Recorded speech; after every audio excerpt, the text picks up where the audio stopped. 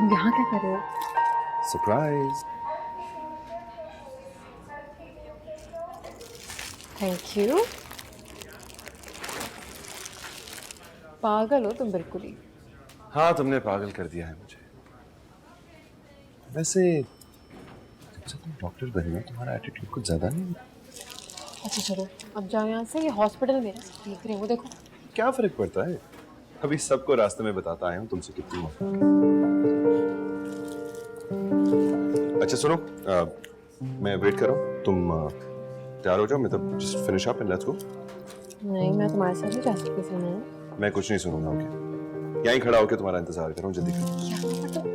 कहाँ यार, तो तुम काम करो ना, तुम्हें मैं बैठ के देखता रहूँ। हाँ तो मैं आ जाऊंगी, जाओ जाओ। अच्छा गाड़ी में वेट कर रहा हूँ, सुनो। हाँ